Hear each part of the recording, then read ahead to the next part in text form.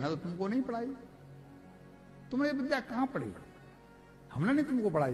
तो बोला आप क्या पढ़ाओगे, आप खुद ही नहीं जानते इस विद्या को।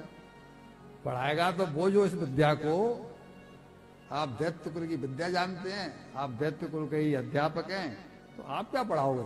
ये विद्या तो मुझे नारद जी ने पढ़ाई है और मैं पढ़ा लिखाई पैदा हुआ हूं मां के।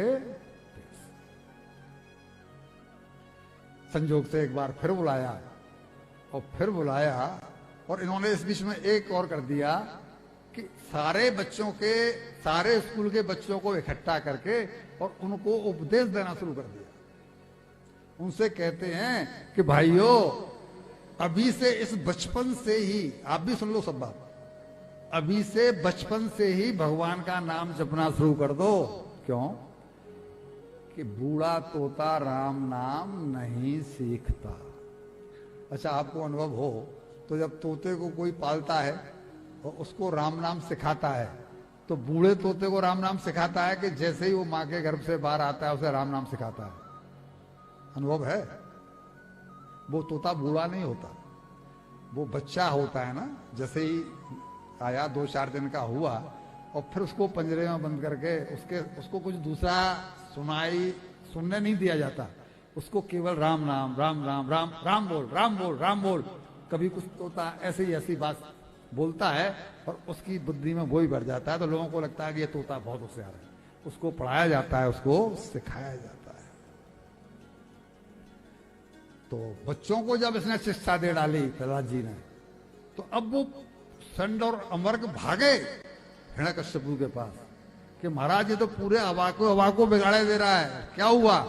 बोले इसने तो सारे बच्चों को इकट्ठा करके उपदेश करना शुरू कर दिया है और ये कहता है कि ये विद्या मत पढ़ो, वो विद्या पढ़ो जो मैं तुम्हें पढ़ा रहा हूं, तुम्हारा कल्याण उस विद्या से होगा।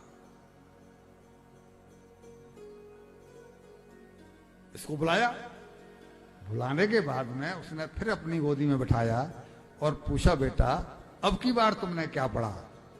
तो ये फिर कह देता है कि पिताजी मेरी दृष्टि में तो नवधा भक्ति ही काम की है जीवन में, और इसके अलावा कोई काम का नहीं है। स्मरणम कीर्तनम विष्णु स्मरणम पाद सेवनम अर्चनम बंधनम व्यास्यम सख्यमात्म निवेदनम। इन 9 प्रकार की भक्ति को मैं विद्या मानता हूं। इन 9 प्रकार, अर्चन, सेवन, पूजन, इसमें सब आ गया। इन 9 प्रकार की भक्ति को विद्या मानता हूं। ये विद्या नहीं है, ये तो अज्ञान है जिसको कि गुरुजी पढ़ाते हैं, वो उसे पढ़ता ही नहीं। और भगवान नारायण की भक्ति ही काम आएगी। मैं वही पढ़ा हूं, मुझे कोई दूसरी विद्या समझ में नहीं आती। और जैसे ही फिर दोबारा नारायण का नाम सुना तो उसने अपनी गोदी में से उठा करके प्रहलाद जी को जमीन पर पटक दिया और अपने दैत्यों को आज्ञा दे दी कि इसको जिस तरीके से मारा जा सकता हो इसको मार दो।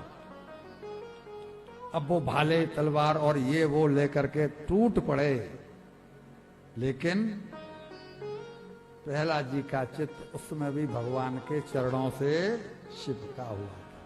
तो मैंने जो आपको बताया था ना, भगवान के चित्त से, भगवान के चरणों से चित्त चिपका हुआ था।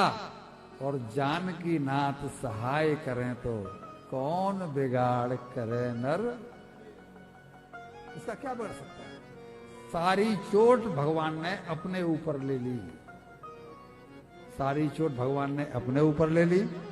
फिर तो बाद में तो इनको पहाड़ से गिरवाया, आग में जलवाया, सांपों से डसवाया, वो दुनिया भर के जो कर्म हुए हैं वो सब किए गए।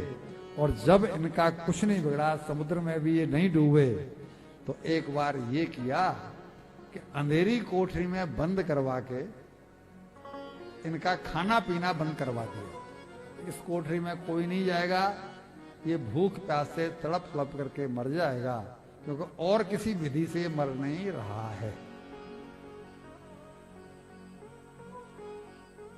इधर तो ये पोजीशन हुई, दिन तो निकल गया, लेकिन शाम को ठाकुर जी यानी भगवान नारायण जब भोजन करने बैठे, लक्ष्मी जी ने थाली परोसी, पंखा झलने लगी, तो भगवान नारायण के मुंह में कौर नहीं जाए।